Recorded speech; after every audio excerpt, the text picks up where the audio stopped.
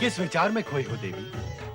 घट घट व्यापी अंतर्यामी महादेव भली भांति जानते हैं कि मैं किसके विषय में विचार कर रही हूँ।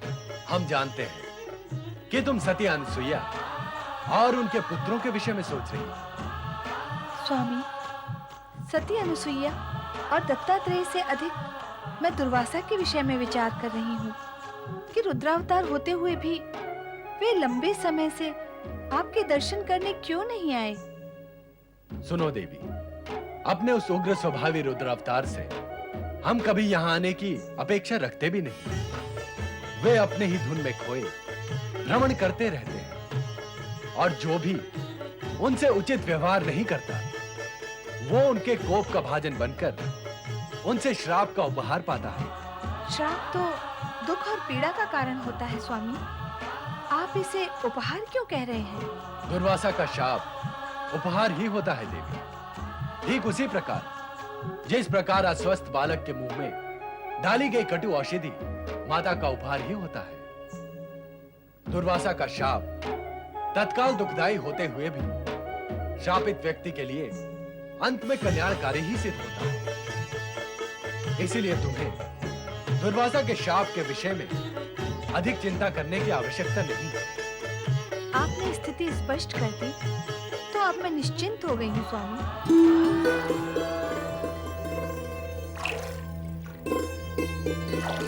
शकुंतली, वो रहा महल। महल के निकट पहुँच गए ना?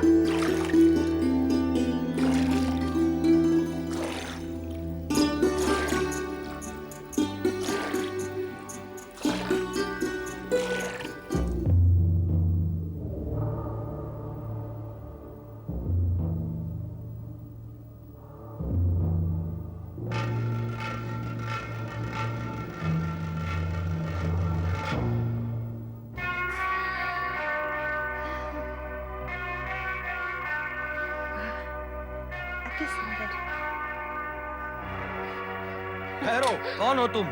कहाँ चले जा रहे हो? हमें महाराज दुष्यंत से मिलने जाना है। क्यों मिलना है महाराज से? अति आवश्यक है हमारा उनसे मिलना। और तुम हो कौन? कहाँ से आए हो? हम सब कण्व ऋषि के आश्रम से आए हैं। ये गौतमी माई है, ये कण्व ऋषि की पुत्री शकुंतला है। आप दोनों कण्व ऋषि के शिष्य हैं? हाँ, अब हम भीतर जाएं? नहीं, महाराज की आज्ञा के बिना महल में प्रवेश करना संभव नहीं है।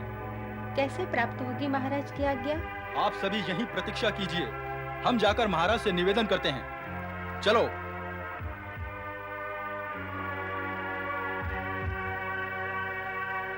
महाराज की जय हो। कहो प्रहरी। महाराज, राजमहल के द्वार पर कुछ आश्रमवासी आए हुए हैं। कौन है ये आश्रमवासी? कण्व ऋषि के आश्रम से आए हैं। दो उनके शिष्य हैं, एक उनकी पुत्री है शकुंतला और साथ में एक वृद्धा गौतमी माई है। शिष्य शकुंतला, गौतमी माई, कौन है ये सब? ठीक है, वो जो भी हो हमारी आज्ञा है, उन्हें अंदर आने दिया जाए। जो आज्ञा महाराज। आप किस चिंता में पड़ गए महाराज?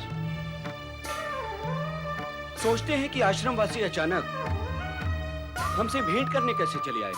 वन व्यवस्था अथवा आश्रम के लिए कुछ सहायता की आवश्यकता होगी, अथवा आप कभी आखेट में गए होंगे तो वन में आश्रम वासियों पर कृपा करके सहायता देने का वचन दे आए होंगे।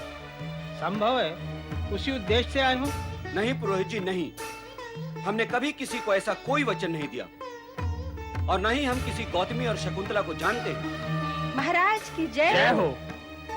जिन महापराक्रमी और चक्रवर्ती राजा की जय जयकार संपूर्ण आर्यावर्त में गूंज रही है, वे शकुंतला को नहीं जानते? कण्व ऋषि के आश्रम में आकर आपने जिससे गंधर्व विवाह किया, आप उसको नहीं जानते? आप कहते हैं कि हमने कण्व ऋषि आश्रम में आकर इस स्त्री के साथ गंधर्व विवाह किया है? हाँ महाराज दुष्यंत, आश्रम में रहने वाली शकुंतला की सखियां ही नहीं, आश्रम के पशु पक्षी और पेड़ पौधे भी इस घटना के साक्षी है। आपसे गंधर्व विवाह करने के पश्चात शकुंतला अब गर्भवती हो चुकी है। इसलिए कण्व ऋषि ने निवेदन किया है कि आप इसे अपनी धर्मपत्नी के रूप में स्वीकार करें। आप जानती हैं आप क्या कह रही हैं? जो सत्य है वो ही कह रही हूँ। नहीं, ये सत्य नहीं असत्य है, मिथ्या आरोप है। आप हस्तिनापुर के पूर्ववंशी राजा पर मिथ्या आरोप लगा रही हैं। हमने तो कभी कण्व आश्रम में प्रवेश भी नहीं किया, तो फिर इस स्त्री के साथ विवाह का तो कोई प्रश्न ही नहीं है। हमें लगता है कि हमारी राजरानी बनने का लोभ इस स्त्री को यहाँ तक खींच लाया है और आप सबको इसने भ्रमित कर दिया। स्वामी, मुझ पर मिथ्या दोषारोपण न करें। आपने स्वयं कण्व ऋषि के आश्रम में मुझसे प्रणय निवेदन किया था। क्या ये सब आप भूल गए? प्रिया चरित्र के विषय में हमने बहुत कुछ सुना था, किंतु आज प्रत्यक्ष ही देख लिया। अपने स्वार्थ सिद्धि के लिए एक स्त्री असत्य को सत्य कहने से भी ले जाती नहीं। नहीं नहीं, ऐसा नहीं है। आपने आश्रम से जाते समय शीघ्र लौट कर आने का और मुझे अपने साथ ले जाने का वचन दिया था। क्या आप ये सब भूल गए? क्या आप ये भी भूल गए कि अपने प्रेम के चिन्ह स्वरूप आपने मुझे एक मुद्रिका दी थी? मुद्रिका? हमने तुम्हें प्रेम चिन्ह के रूप में मुद्रिका दी थी? तो कहाँ है वो मुद्रिका? मुद्रिका? कहाँ है मेरी मुद्रिका? कहाँ नहीं होगी मुद्रिका?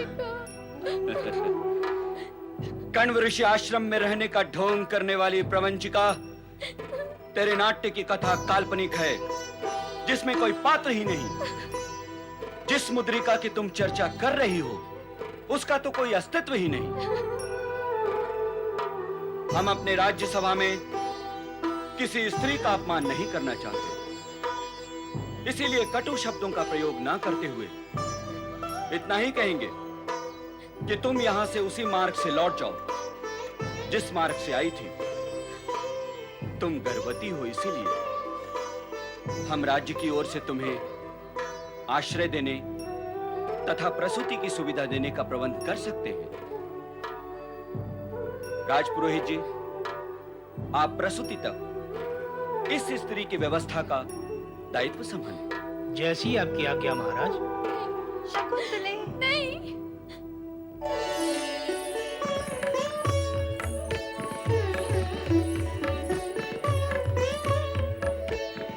दिव्यांगना मेनका की अनुपस्थिति हो तो ये स्वर्ग लोक सूना सूना लगता है।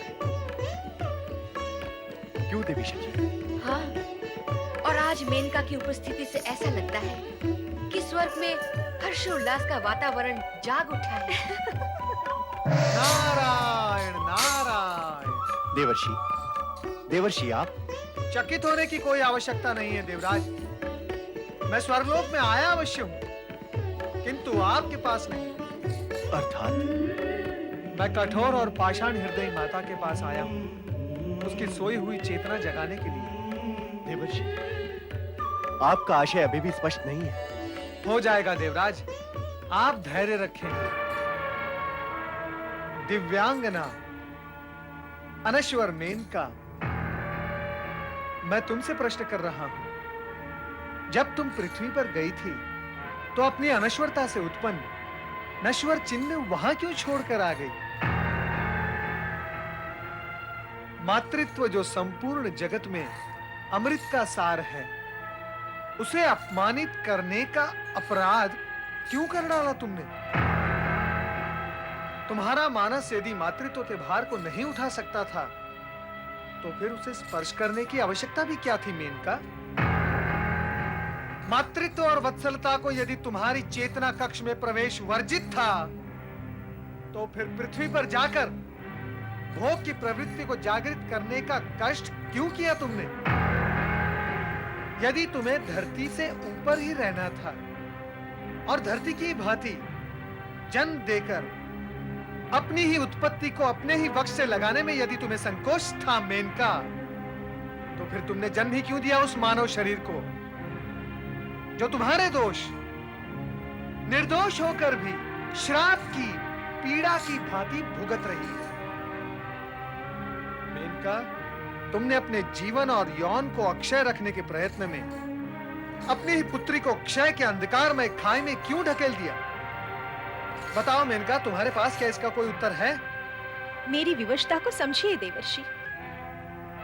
एक बार स्वर्ग लोक लौट आने के पश्चात मैं अपनी विगत भूलों को भूल जाना चाहती हूँ। पृथ्वी लोक और पृथ्वीवासियों से अब मेरा कोई संबंध नहीं। नारायण नारायण। स्थान और लोक के परिवर्तन हो जाने से मेनका, लोक भावना, माता और पुत्र के संबंध में कोई परिवर्तन नहीं आता। यदि ऐसा होता तो जगत से माता, ममता और महानता ये तीनों समाप्त ही हो जाते। कौन बतलाएगा कि क्या दोष था उस निर्दोष शकुंतला का?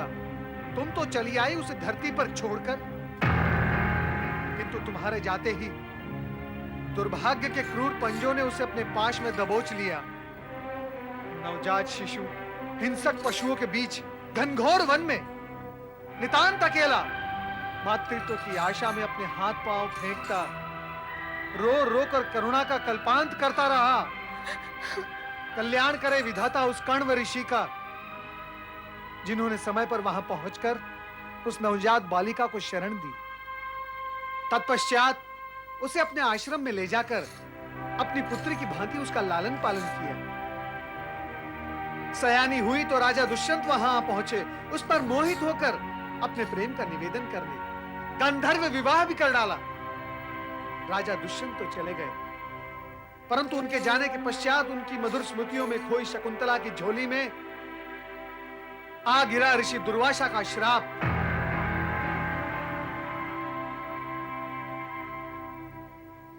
कि उसका स्वामी उसे भूल जाएगा। जब स्वामी के पास पहुंची तो श्रापग्रस्त स्थिति की मारी शकुंतला दंग रह गई, ये जानकर कि राजा दुष्यंत उसे भूल चुके हैं। मेनका वो आज घनघोर वन में अपने भावी संतान को जन्म देने के लिए अपने जीवन के साथ संघर्ष कर रही है।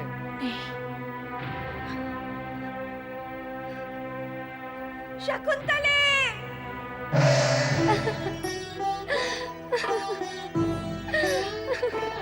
विलाप करने से क्या होगा शकुंतला? जब राजा दुष्यंत तुम्हें सुविधा प्रदान कर रहे थे तो फिर तुमने उसे अस्वीकार क्यों कर दिया? हाँ? अच्छा, अब हमारे साथ आश्रम लौट चलो। नहीं, मैं बाबा के पास नहीं जाऊंगी। क्यों नहीं जाओगी? हाँ? महर्षि कण्व तुम्हारी करुण कथा सुनकर तुम्हारी सारी भूलें क्षमा कर देंगे। नहीं, अब मैं बाबा को अपना मुख नहीं दिखाऊंगी। शकुंतला, तुम अब माँ बनने वाली हो। इधर उधर कब तक, कहाँ तक भटकोगी, कहाँ तक भटकोगी? माता के होते हुए पुत्री को भटकने की क्या आवश्यकता है?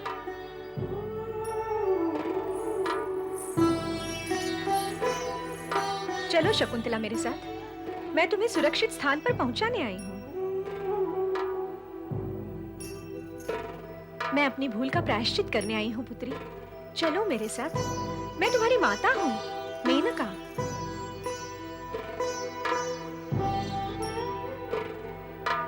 ये समय आश्चर्य और प्रश्न करने का नहीं है शकुंतले। समय आने पर सब कुछ स्पष्ट हो जाएगा। तुम चलो मेरे साथ पुत्री।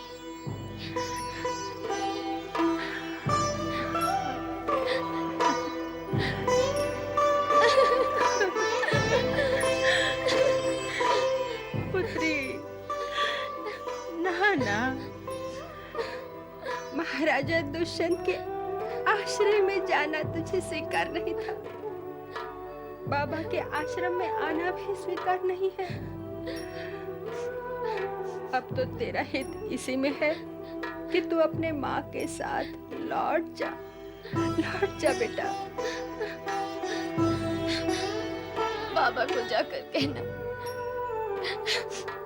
कि उनके आशीर्वाद से जब मैं इस संकट से मुक्त हो जाऊंगी तब उनके मैं आश्रम में अवश्य दर्शन करने आऊंगी।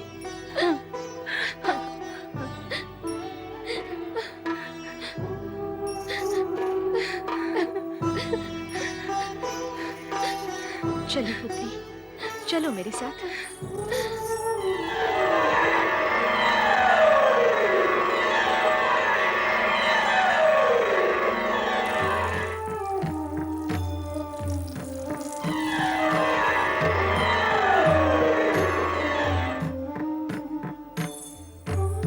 ऋषिवर मरीच जी, मैं आपके शरण में आई हूँ। स्वर्गलोक और देवराज इंद्र को छोड़कर ऋषि की शरण में?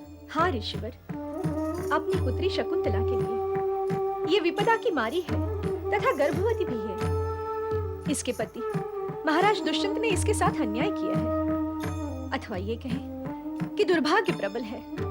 ये विपत्ति से घिरी हुई है ऋषिवर, कृपया मेरी पुत्री को शरण दें। इनका आश्रम में आश्रय लेने के लिए याचना करने की आवश्यकता नहीं होती।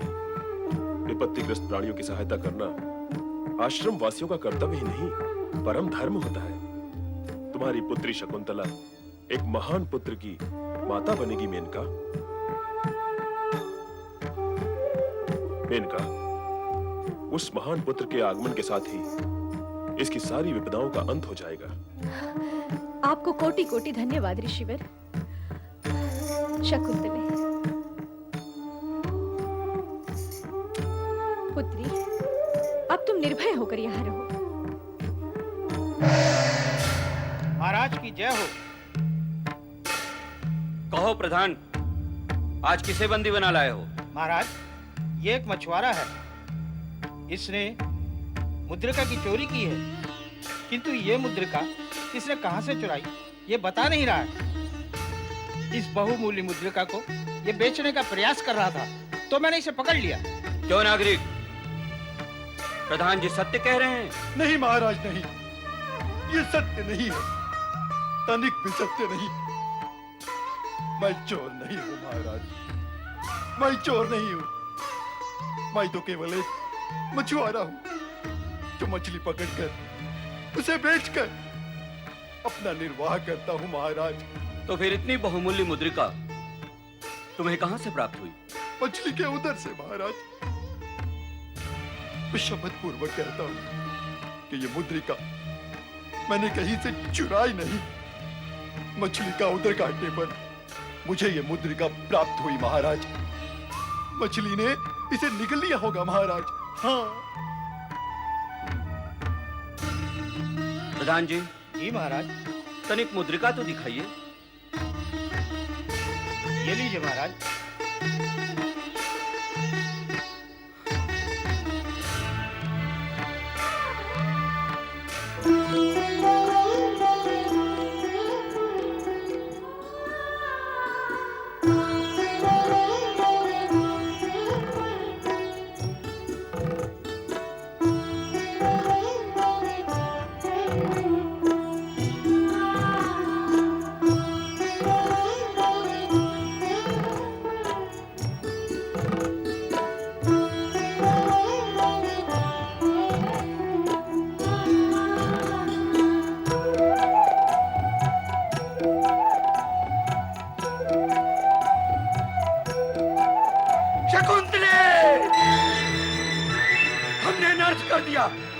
महाअनर्थ हो गया हमसे। निर्दोष और गर्भवती शकुंतले को तिरस्कृत करने का महापाप हुआ है हमसे। महापाप हुआ है हमसे। महापाप हुआ है हमसे। सैनिकों, शीघ्र ही कण्व ऋषि आश्रम जाओ और शकुंतले को आदर पूर्वक यहाँ ले आओ। जी महाराज। महाराज, इसके लिए क्या आज्ञा है? ये निर्दोष है, इसने चोरी नहीं की।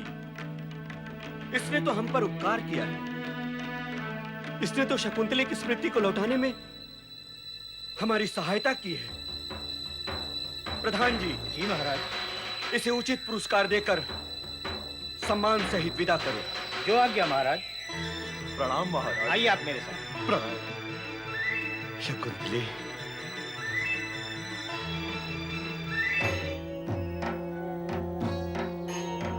शिवाय।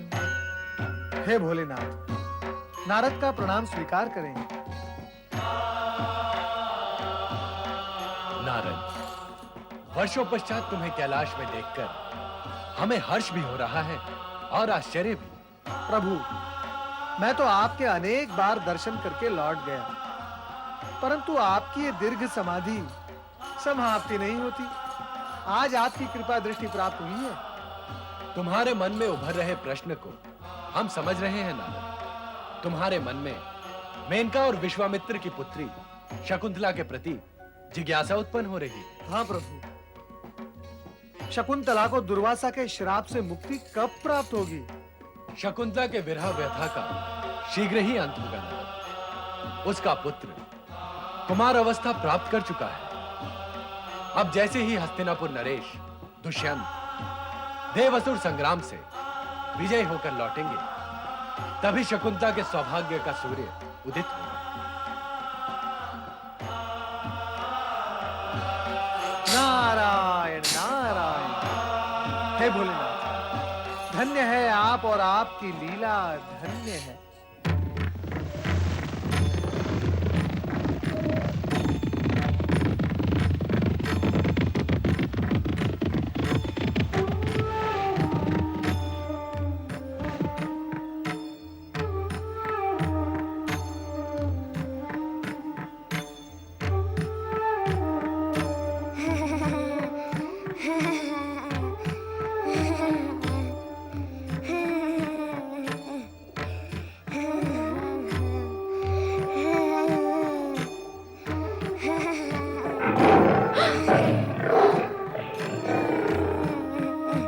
नीचे उतरो सर्वदमन, नीचे उतरो। मानो हमारी बात सर्वदमन, मानो। ये हिंसक प्राणी है। नीचे आ जाओ सर्वदमन, मानो हमारी बात। इसके साथी सिंह आ गए तो आक्रमण कर देंगे, आक्रमण। क्यों तुम दोनों इतना शांत हो रहे हो? मैं शांत हूँ और मेरा वनराज भी तो शांत खड़ा है। हिंसक प्राणी की शांति थोड़ी देर के लिए होती है। तुम इधर आ जाओ, आ जाओ इधर। नहीं, यहाँ वनराज पर बैठने में अधिक आनंद आ रहा है, पर तुम बाधा क्यों डाल रही हो? सर्वदमन, समझने का प्रयत्न करो। नहीं नहीं नहीं नहीं नहीं नहीं नहीं। कौन है ये प्रतापी बालक? सर्वदमन है ये, देवी शकुंतला का पुत्र। सर्वदमन, कहाँ हो पुत्र? माँ, कहाँ हो? माँ।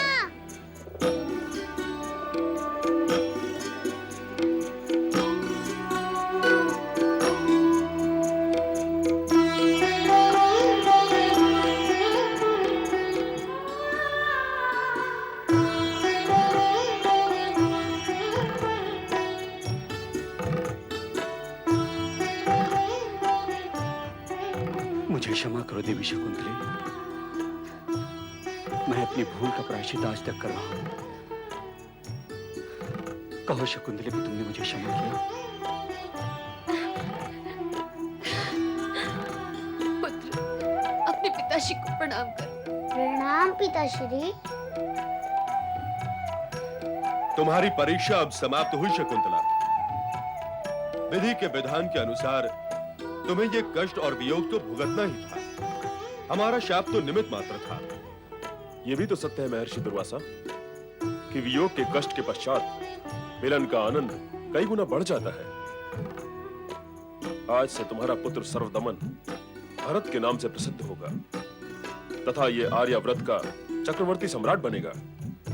आपका आशीर्वाद शिरोधार्य। कल्याण भव, आयुष्मान भव। चलो शकुंतले। महाराज दुष्यंत और शकुंतला का सुखद मिलन, उनके पुत्र को ऋषियों के आशीर्वाद, ये सारे प्रसंग उसी घटना चक्र के अंतर्गत प्रकट हुए जिसका नियंत्रण ब्रह्मा, विष्णु, महेश के हाथों में है। समय की गति के साथ अन्य अनेक घटनाएं घटी। जगत के पालनहार श्री हरि विष्णु योग निद्रा में रहने के पश्चात भी शिव तथा ब्रह्मा के योगदान से इन सभी घटनाओं पर अपनी दृष्टि रखे हुए थे। ऐसे ही समय में विष्णु भक्त नारद समाचार व सूचना के आदान प्रदान हेतु विष्णु लोक में पधारते हैं। श्री हरि विष्णु और माता लक्ष्मी को नारद का प्रणाम। आओ नारद, हम तुम्हारे विषय में ही विचार कर रहे थे। श्री हरि, मैं विचारणीय कब से हो गया? जब से इस जगत में नारद लीला विचरण करने लगी है। नारायण नारायण। श्री हरि, आप तो योग निद्रा में खोए थे, भला मेरे विषय में क्या विचार करते? माता, भगवान भोलेनाथ की भांति श्री हरि विष्णु भी योग निद्रा में खो जाने की प्रवृत्ति से जुड़ते जा रहे हैं। सृष्टि के पालन करता यदि इस प्रकार योग निद्रा में खोए रहेंगे तो फिर सृष्टि का संचालन कौन करेगा? कैसे होगा? सृष्टि के संचालन को क्या हुआ है? सब कुछ संतुलित और सुचारू रूप से चल ही रहा है। तुम स्वयं विचार करो और कहो, कितने दिनों से कोई समाचार क्यों नहीं लाए? समाचार कुछ था ही नहीं तो लाता कहां से? अर्थात तुम भी वही कह रहे हो जो हमने कहा है कि सृष्टि का संचालन सुचारू रूप से चल रहा है। हाँ प्रभु, ऐसा ही कुछ है। देव, दानव, मानव सभी अपने अपने कार्य और कर्तव्य कर रहे हैं। यदि ऐसा है तो तुम्हारे कथन से समाचार बनता है और यह भी असत्य हो जाता है कि सर्वत्र शांति का साम्राज्य छाया हुआ है। नहीं समझा प्रभु, नहीं समझा। आपके सुदर्शन चक्र की भांति आपके सुशब्दों का चक्र मैं नहीं समझा। संकेत को समझने में यदि नारद असमर्थ हो गए तो जगत में संकेत को समझने में कौन समर्थ होगा? क्या करूं भगवान, आपके सांकेतिक शब्द भी आपकी इस गदा की भांति भारी होते हैं। जब आप शंख ध्वनि में पुष्प जैसी कोमल भाषा बोलते हैं तो वो सीधे मूल केंद्र में पहुंच जाती है। नारद, आपकी दृष्टि हमारी चारों भुजाओं पर है, किंतु अब तक हमारे संकेत पर आपकी दृष्टि नहीं पहुंची है। आपने अभी अभी कहा कि देव, दानव, मानव सभी अपने अपने कर्तव्यों का पालन कर रहे हैं, और इससे पूर्व आपने यह भी कहा कि समाचार कुछ भी नहीं है। दोनों बातें सत्य हैं? हो ही नहीं सकती, हो ही नहीं सकती नारद। देव और मानव अपने अपने कर्तव्यों का पालन कर रहे हैं, तब तक तो जगत में शांति व्याप्त रहेगी, और ऐसे में समाचार कुछ बन ही नहीं सकता। किंतु हिंसा, अत्याचार, अनाचार, पापाचार के अपने कर्तव्यों का पालन यदि दानव कर रहे हैं तो जगत में शांति कैसे व्याप्त रहेगी नारद? नारायण नारायण। दानव अपने कर्तव्य का पालन कर रहे हैं, यही तो मैंने कहा था। नारद, फिर से सोचो और पहले ये सोचो कि दानव के कर्तव्य क्या है। नारायण नारायण। उनके कर्तव्य के विषय में किसे ज्ञात नहीं माता। अभी अभी तो श्री हरि ने कहा है कि दूसरों पर अत्याचार करना, उनकी संपत्ति हरण करना, निर्दोषों को पीड़ित करना, यही कर्तव्य होते हैं इन दुष्ट असुरों के।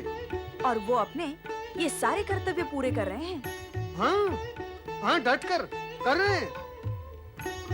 नहीं, पर नहीं किया, कर तो रहे ही हैं। अर्थात जगत में शांति नहीं है। हाँ माता, आप ठीक कह रही हैं, शांति तो नहीं है। तो जब जगत में अशांति व्याप्त है, फिर तो पल पल में समाचार ही समाचार जन्म ले रहे होंगे। हाँ प्रभु, ऐसा ही होना चाहिए। तो फिर क्या समाचार है? नारायण नारायण। प्रभु, आप सुदर्शन चक्र चलाते हैं, ये तो संपूर्ण जगत जानता है, किंतु आप शब्द के चक्र भी चला लेते हैं, ये मैंने आज जाना। आपने और माता लक्ष्मी ने मुझे घेर घेर के उसी प्रश्न के सम्मुख लाकर खड़ा कर दिया कि समाचार क्या है। बताओ, क्या समाचार है? प्रभु प्रभु प्रभु, आप क्यों अन्याय कर रहे हैं मुझ पर? दानवों की ओर से कोई चर्चा सुनने में नहीं आई। लगता है वे किसी अज्ञात स्थान पर विश्राम कर रहे हैं। तो फिर खोज करो कि वे किस अज्ञात स्थान पर विश्राम कर रहे हैं। मैं खोज करूं उन दुष्टों की? प्रभु, क्या आप मुझसे रुष्ट हैं? प्रभु, उन्हें खोजने के फेरे में कहीं उन्होंने मुझे खोज लिया तो मैं भोज बन जाऊंगा उन दुष्टों का। प्रभु, मुझसे कोई अपराध हो गया है क्या? आप क्यों मुझे इतना कठोर कार्य सौंप रहे हैं?